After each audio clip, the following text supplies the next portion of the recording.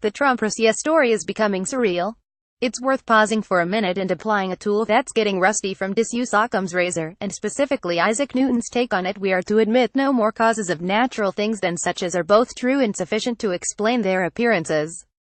Here's a simple example. BuzzFeed on Tuesday came out with a story about the U.S.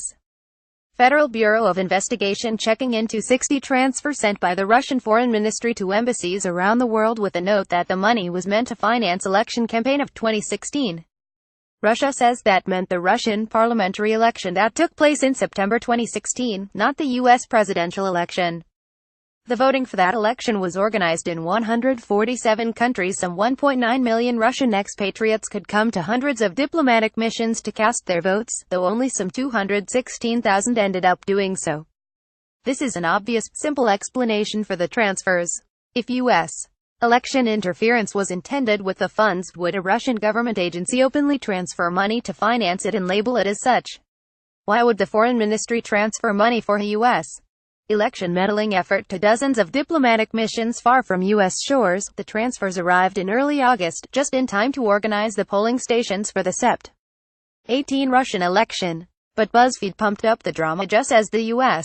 presidential election was entering its final, heated phase. The Russian Foreign Ministry sent nearly $30,000 to its embassy in Washington. After the story ran, the Russian Foreign Ministry provided the obvious explanation. BuzzFeed edited to the piece without altering its ominous tone. There are other such examples of ignoring the obvious. The recent from The Atlantic, which quoted messages from WikiLeaks to Donald Trump Jr. and the 3 responses to them from the president's son, got a lot of play on social networks because it was perceived as evidence of collusion between the Trump campaign and an outlet suspected by many of being a Russian tool. The Atlantic even edited one of the messages in a way that seems to enhance that impression. WikiLeaks wrote to ask Trump to consider releasing his father's tax records on the whistleblower site, because then the vast amount of stuff that we are publishing about Clinton will have much higher impact, because it won't be perceived as coming from a pro-Trump, pro-Russian source, which the Clinton campaign is constantly slandering us with. The Atlantic only quoted the bit up to the last comma, and yet the messages are perfectly innocuous if one tries on the shoes of Trump Jr. and WikiLeaks founder Julian Assange. The latter is interested in leaks and in busting his site's reputation for being nonpartisan, so he or some staffer is only doing what any journalist would have done, trying to convince a source that a disclosure would be in his interest. Trump, for his part, is happy about the dirt on Hillary Clinton that's coming out on WikiLeaks. It generates a lot of media pickup, as it should, and, unsurprisingly, willing to help Assange spread it. This is a typical journalist-source interaction, if a clumsy one. I, and everyone who has ever worked as a reporter, have engaged in countless such exchanges. It only acquires a sinister tinge if described for that specific effect. The exchanges between Trump's volunteer policy advisor George Papadopoulos and Maltese professor Joseph Mifsud, which emerged as part of special counsel Robert Mueller's investigation into TrumpRussia, also paint a familiar, slightly comic type of human interaction. 2 self-promoters known for overselling their qualifications and achievements. Papadopoulos embellished his resume. Mifsud taught at, and ran, establishments with big names and little substance to them appear to have tried to use each other for, well, more self-promotion. Papadopoulos clearly thought had boosted his standing by organizing candidate Trump's trip to Russia.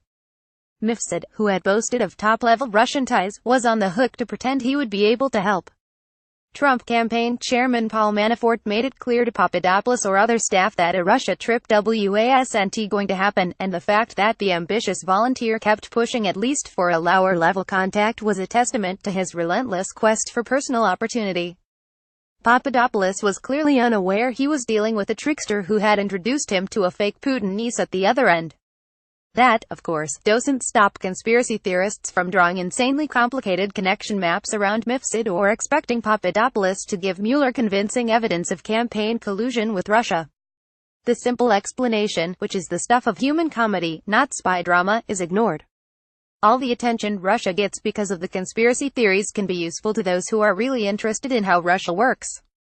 This month, the New York Times ran a story titled "Kremlin Cash Behind Billionaires' Twitter and Facebook Investments," based on a revelation from the Paradise Papers trove that Alisher Usmanov, the Russian billionaire, had borrowed from state-controlled entities to pay for his early investments in U.S.-based social networks. It quoted an Obama-era national security official as saying that Kremlin-connected institutions make investments with strategic interests in mind, not just commercial interests but state interests as well, making Usmanov's scheme like a sinister Kremlin plot to acquire influence on the social networks years before the U.S. presidential election. In reality, though, this is a story about the privatization of profits and nationalization of losses, as Alexei Navalny, Putin's strongest political opponent, pointed out in a blog post. As head of an investment subsidiary at the Russian natural gas producer Gazprom, Usmanov issued almost $1 billion as a loan to a shell company run by a close associate. This firm acquired shares in Facebook and resold them to another shell, owned by Usmanov himself. Then, as the social network was about to go public, Usmanov sold the shares, had the first shell repay the loan with proceeds from the sale and kept the profit. Had the opportunity somehow soured, the first shell would have kept the shares and failed to repay the Gazprom loan-in. The whole scheme was risk-free for Usmanov. The Russian state, if anything, was cheated out of a profitable investment which Gazprom could have made itself in those days, before Russia was toxic. Again, the simple, banal explanation, a Russian billionaire using his access to government funds to make a killing for himself, is ignored, and entities are multiplied unnecessarily.